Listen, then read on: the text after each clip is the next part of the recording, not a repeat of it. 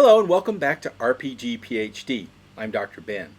A lot of advice in tabletop role-playing games is aimed squarely at game masters. Prep better, frame scenes more clearly, track pacing, build smarter encounters. All useful, all true. Tonight though, I want to turn the camera around because the fastest way to upgrade almost any table is not a new rule system, a new map, or a new campaign binder. It is what players do moment to moment. The choices you make when you hesitate. The way you support another character's spotlight. The instincts you follow when things get tense. Across theater theory, cognitive psychology, improvisational practice, and game design research, the same pattern keeps showing up. Groups thrive when participants treat themselves as co-authors rather than consumers. So in this episode, we are building a toolkit for players, practical habits, table-ready techniques, the small moves that create momentum, deepen characters, and quietly make every session better.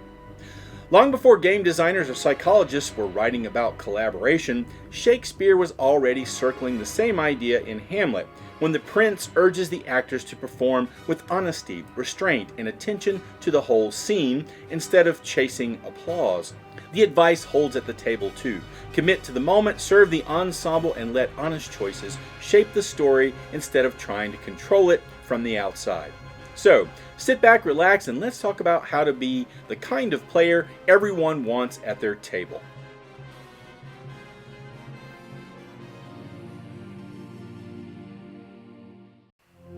One of the quiet assumptions people bring to tabletop games is that the game master creates the experience and the players react to it.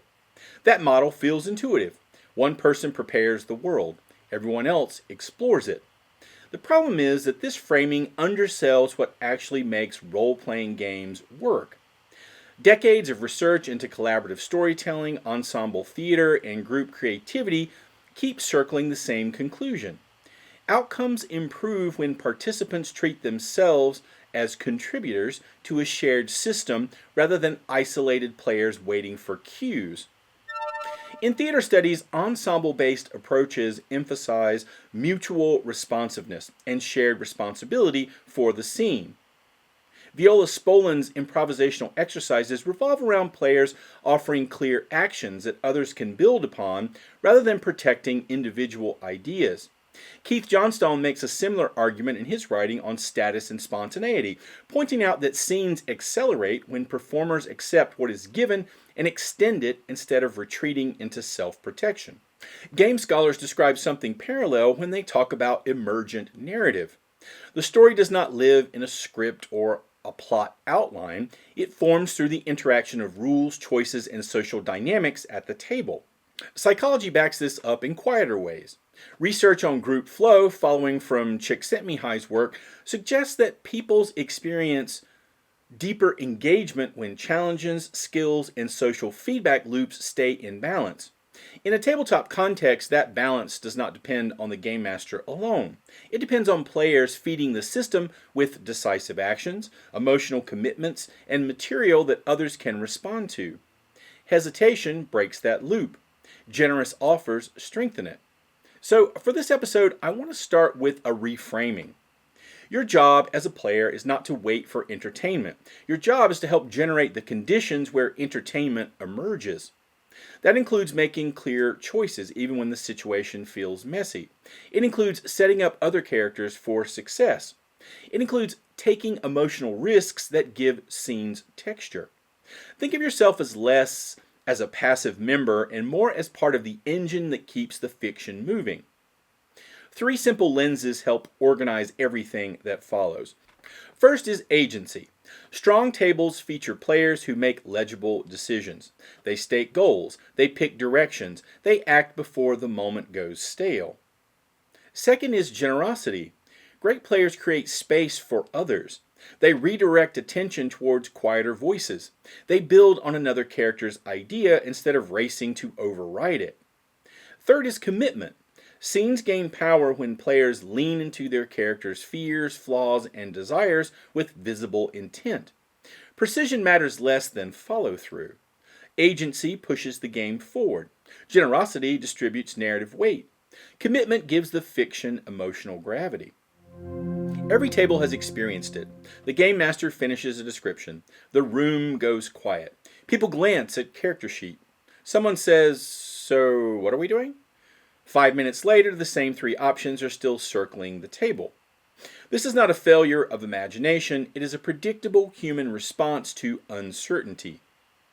Cognitive psychology has spent decades studying what happens when people face complex choices under pressure. Work on decision making and cognitive load, including research summarized by scholars like Daniel Kahneman, shows that humans slow down when too many variables compete for attention. We default to caution. We look for perfect information. In tabletop games, that instinct collides with a medium that thrives on partial knowledge and forward motion. Improvisational theater offers a useful counterweight. Spolin's exercises train performers to act on the first playable offer rather than waiting for an ideal one. Johnstone frames this as lowering your internal sensor so the scene can move. In play terms, momentum usually beats optimization. A clear, imperfect choice creates more material for everyone than silence ever will. One practical tool is to give your character a small set of behavioral anchors. 2 or 3 instincts work better than a page of backstory. Protect the helpless. Never walk away from a slight. Hoard information before gold. When the spotlight hits you and the options blur together, grab one of those instincts and let it pull you toward action. Tabletop designers sometimes talk about this as proceduralizing personality. You reduce a complex psychology into a few triggers that reliably produce movement. Another technique comes from facilitation research and group problem-solving models. When teams stall, progress resumes once someone frames the decision space. Do that at the table. Summarize the situation. Name 3 options. Attach likely consequences. We can bribe the guard and risk drawing attention. Sneak through the cellar and lose time. Or storm the front door and start a fight. Even if the group rejects all 3, you have given everyone something concrete to react to. Small experimental moves help as well. Instead of committing the entire party to a grand plan, suggest a probe. Scout ahead. Talk to one NPC. Test a door. In design terms, you shrink the decision cost. In narrative terms, you create a new beat that refreshes the scene. Notice how all of this circles back to agency. Acting under uncertainty keeps the fiction alive. Perfect plans remain imaginary. Play lives in motion. A surprising number of players carry the same quiet worry. I don't want to hog the spotlight, but I also don't want to disappear. That tension sits right at the center of collaborative play. Push too hard and scenes tilt into monologue. Hang back too far and the table loses one of its engines. Theater scholarship has long wrestled with this balance. Ensemble-based practices emphasize responsiveness rather than protagonism. Good performers track the rhythm of a scene and decide whether the moment calls for a strong action or a supportive one. Johnstone describes this in terms of status transactions. Sometimes you raise your character's presence to drive the moment forward. Other times you lower it so someone else can surge into focus. The health of the group depends on that constant modulation. Game design research echoes the same idea through different language. Studies of cooperative play often point to distributed attention and shared problem solving as markers of successful groups. When multiple players actively feed ideas into the system, engagement stays high. When a single voice dominates, others disengage. The solution is not silence, it is generous participation. At the table, generosity shows up in small, almost invisible ways. You add a detail that gives another character something to react to. You echo someone's suspicion and sharpen it. You frame your own action so it sets up others. While I distract the guard, you slip behind the altar. These moves create structure without seizing control. Another powerful habit involves inviting others into the fiction. In-character questions work especially well here. You grew up in this city. What do you think about the district we're in, or what can you tell us about it? You train with the church. What does that symbol mean? These lines shift the spotlight sideways instead of upward. They also give the game master new material without requiring extra prep. When someone else has already initiated a scene, look for the beat where your contribution helps escalate or clarify. The negotiation starts to stall, so you lean in with a threat. The group hesitates, so you voice the moral cost of waiting. Strong players think in terms of circulation rather than capture. Where is the spotlight right now? Where should it travel next? How can my move make someone else's choice more interesting? A lot of players quietly assume that being good at role-playing means performing accents, delivering long speeches, or improvising poetic dialogue on command. That image intimidates people, and it keeps plenty of thoughtful players operating at arm's length from their characters. Research from theater pedagogy and performance psychology paints a very different picture. Effective stage work grows out of physical choices, clear intentions, and emotional investment, long before it grows out of polished lines.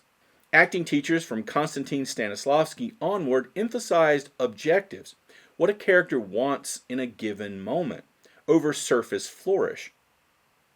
Later practitioners like Michael Chekhov pushed this further with the idea of psychological gesture, a simple physical action that encapsulates a character's inner drive and shapes behavior in the scene. You can see the tabletop version of this whenever a player leans forward before speaking, crosses their arms during a negotiation, or hesitates before drawing a weapon. Those physical cues communicate commitment even if the dialogue stays simple. Improvisation training reinforces the same lesson. Spolin's work prioritizes presence and responsiveness over cleverness. Johnstone links confidence to accepting risk in public rather than protecting yourself with distance or irony. In play terms, that means allowing your character to want things loudly, fear things visibly, and make emotional choices that might complicate the situation. Practical techniques follow directly from that theory. Start with your body. Adjust posture when your character feels threatened. Change your pace of speech when they grow excited or wary. And you can narrate those shifts if that feels safer. She straightens and lowers her voice. Partial first person often works as a bridge between description and immersion. Enter scenes with a clear desire. Information, protection, recognition, escape. When you know what your character wants right now, every line becomes an attempt to move the needle. Another useful habit involves borrowing energy from the table. People subconsciously synchronize with each other in group settings, a phenomenon psychologists call emotional contagion. If the scene is tense, let that tension live in your voice.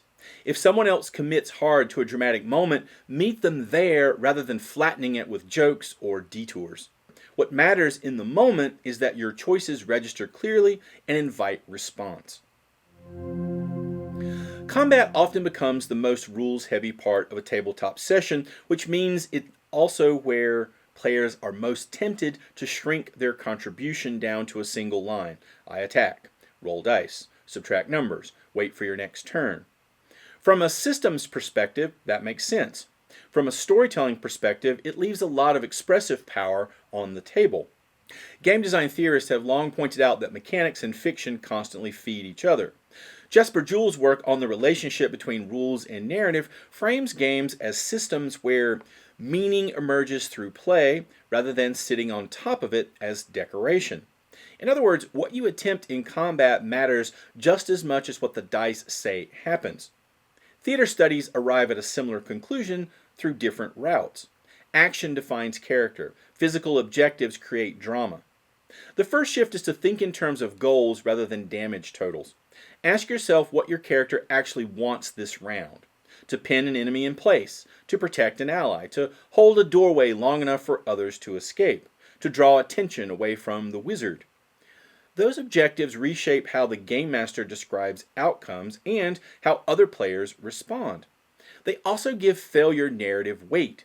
Missing an attack while trying to delay someone tells a different story than missing while standing in the open trading blows. Environment is the second lever. Research on affordances popularized in design theory by Donald Norman reminds us that people perceive actions based on what their surroundings suggest they can do. Tables, chandeliers, stairwells, balconies, wagons, ritual circles. Treat these as invitations. Flip furniture, kick braziers, shatter support beams, use elevation. These choices generate spatial storytelling and hand the game master concrete material to escalate the scene. Cinematic intent helps too. State what you're trying to achieve in fictional terms before the mechanics resolve. I want to drive him back towards the stairs. I slash the rope holding the cage. That framing gives the system something to translate into numbers and consequences. It also cues the rest of the table about how the situation is changing. But finally, remember that combat remains a collaborative scene. You can spend resources to set up another player's moment. You can reposition to protect someone who looks exposed. You can call out openings. Those acts reinforce generosity even inside tactical play. So, when players approach combat with clear objectives, environmental awareness, and narrative intent, fights become pressure cookers for character and plot rather than isolated mechanical exchanges. Many players write rich backstories and then quietly wait for them to appear in play. Sometimes that happens. Often it does not, especially in long campaigns with multiple characters competing for narrative oxygen. Narrative theory and tabletop research suggest a different posture works better. Backstory becomes most powerful when it behaves less like archived lore and more like volatile material that keeps leaking into the present. Story scholars frequently talk about character as a pattern of pressures rather than a fixed biography. What matters is not only what happened years ago, but how those events continue to shape decisions right now. Tabletop games make this even more literal because players control when that history surfaces. You can activate backstory through disclosure. When a symbol, faction, or place appears in the fiction, decide whether it intersects with your past and say so out loud. That crest belonged to my old regiment. I learned that prayer when I was hiding in the borderlands. These lines cost almost nothing and instantly thicken the world. Designers sometimes describe this as creating hooks rather than exposition.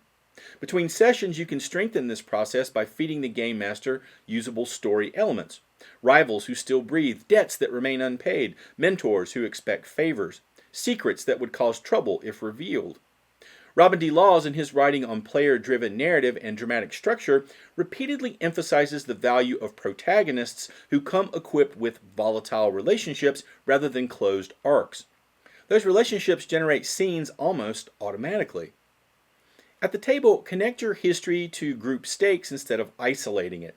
If your family once served the duke everyone is hunting, say so. If you recognize the cult symbol from an earlier disaster, make that knowledge relevant to the party's immediate safety.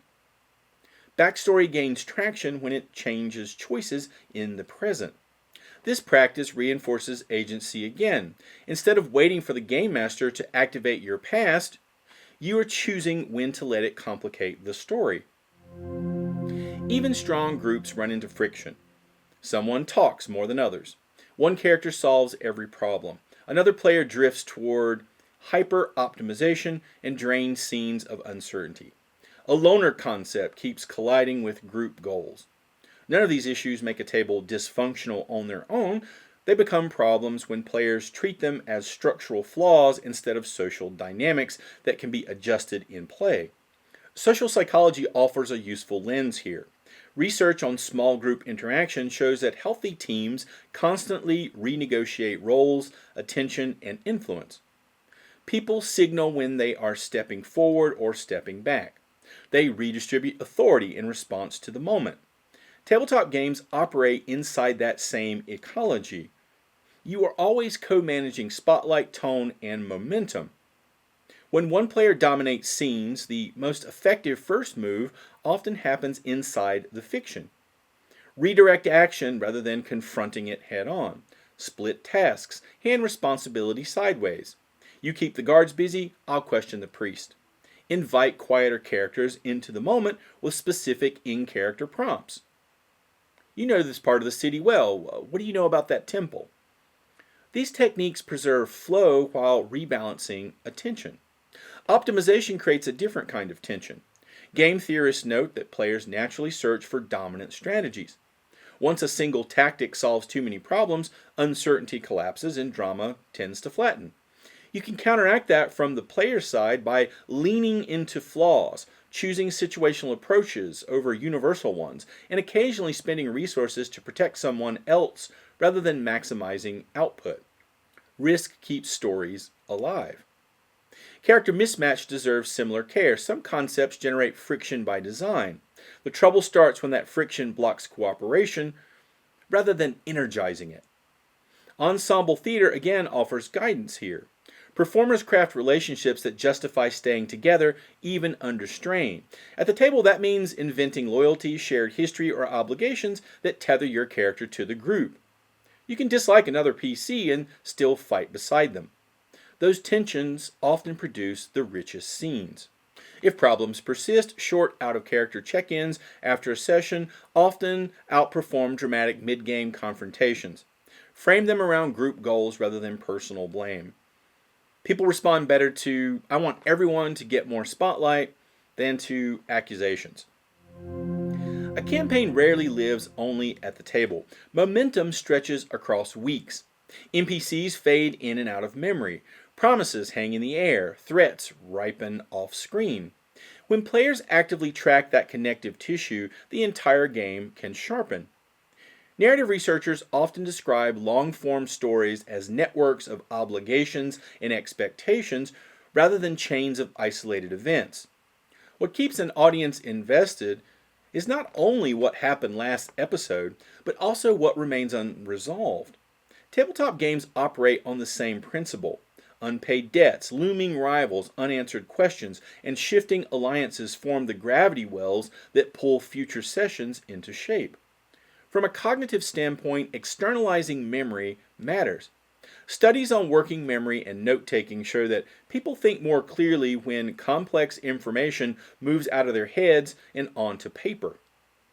A simple one-page campaign log does enormous work here. Names of NPCs, factions encountered, favors owed, places visited, rumors heard. After each session, write a single sentence that captures the new pressure point. We angered the River Guild, and the witch knows our names. Those records can transform fuzzy recollections into actionable story fuel. Sharing that material with the group multiplies its value. Post it in the chat, bring it to the next session, reference it in play. Last time we promised the archivist we would return the book. These callbacks signal investment and help the game master rethread dangling plots without recapping everything from scratch. Between session communication also creates design feedback loops. If you tell the game master which NPCs fascinate you or which threats worry you, you shape where prep energy goes. Many campaign advice writers emphasize this player-side signaling because it aligns creative effort across the table. Prep becomes targeted rather than speculative. All of this strengthens agency in a slower, long-range way. It's about making choices in scenes and curating the story's memory.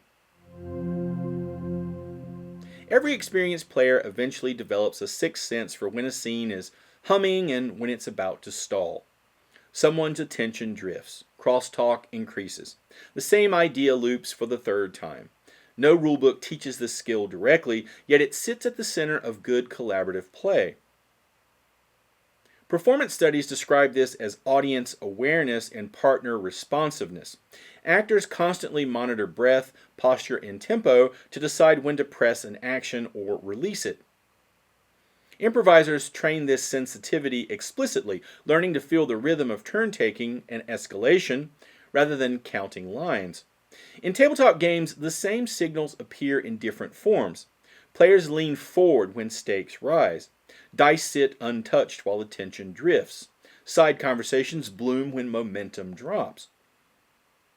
Group psychology research on conversational turn-taking and joint attention suggests that people subconsciously negotiate who holds the floor and for how long. Healthy groups rotate that focus. When rotation stops, energy drains. As a player, you can help that circulation by intervening at key moments.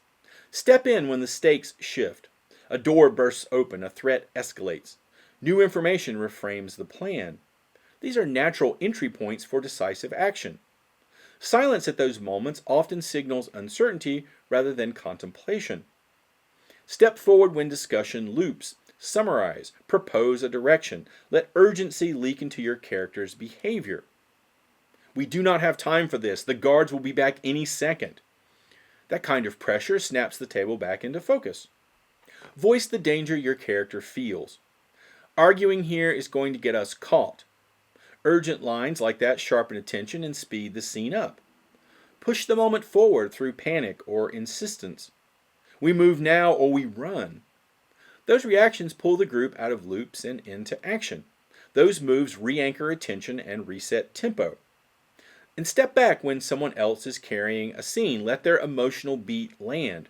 Reinforce it with a reaction rather than an interruption. A nod, a muttered comment, a physical shift in posture. These signals keep you present without stealing focus. Reading the table means treating the session as a living system rather than a sequence of isolated turns. You watch for where energy pools and where it leaks. Then you adjust your contribution accordingly. Most of what makes someone a great tabletop player never appears on a character sheet. It lives in timing, phrasing, and attention. Those are micro behaviors rather than headline moments, yet across long campaigns they shape tone more reliably than any build choice. Interaction researchers often point out that groups stabilize around repeated small actions. Who summarizes? Who invites others in? Who tracks promises? Who celebrates success? Over time, those patterns become part of the culture of the table. You can influence that culture quietly from the player's side. One of the simplest habits involves ending your turn with an open door rather than a closed period. Give the game master and other players something to react to. I lock eyes with the captain and wait. I wedge the door shut and glance back at the rest of you. These gestures keep the fiction in motion and cue the next beat. Callbacks perform similar work. When you reference an earlier NPC, rumor, or complication, you reinforce continuity and reward long-form play. Narrative theorists talk about this as coherence building. You help the campaign feel like a single, unfolding story rather than a string of disconnected episodes. Asking other characters questions in play ranks among the most generous techniques available. It transfers spotlight and generates new material in the same move. You grew up near here. What can you tell us? You dealt with this cult before. What scares you about them? Those prompts recruit the whole table into world building without slowing things down. Celebrating others' successes matters more than it might sound. Applause, laughter, a quick in-character compliment, positive reinforcement is one of the most robust findings in behavioral psychology.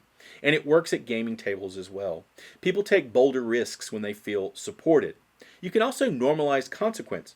When you articulate what failure or success might mean in the fiction, if this goes wrong, the guild will hunt us, you sharpen stakes for everyone. Stakes generate investment. Taken together, these habits form a quiet discipline. They require attention more than eloquence. Over months of play, they add up to smoother pacing, richer scenes, and a table culture that rewards engagement. Every tabletop game runs on an invisible agreement. People show up on time. They respect each other's comfort. They buy into the premise of the campaign. Most groups articulate parts of that contract during session 0. Much of it, though, emerges through repeated player behavior. Game study scholars often frame play as a negotiated space where participants continually adjust expectations through action rather than formal rules. In tabletop terms, that means every choice you make teaches the table how this group plays. Do we take risks? Do we support each other's scenes? Do we chase drama? Do we freeze when plans feel imperfect? Over time, those answers harden into culture. From the player side of the screen, the core obligations are surprisingly simple. Make decisions that move the fiction forward. Treat other characters as collaborators rather than obstacles. Accept uncertainty as part of the medium. Take emotional risks in public. Help circulate attention. Keep track of what matters. Signal what excites you. Theater ensembles thrive on similar principles.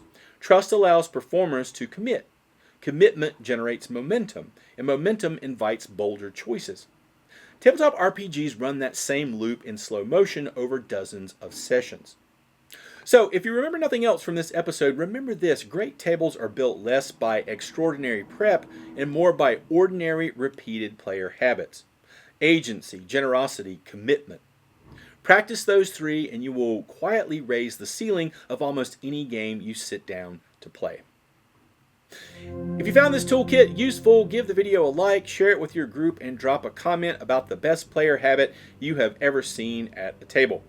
I love reading those stories. So, if you want more interdisciplinary deep dives into tabletop role-playing games, pulling from various disciplines like theater, psychology, and game design, subscribe to RPG PhD and share this content with a player or game master who might appreciate it. And as always, thanks for watching. See you next time.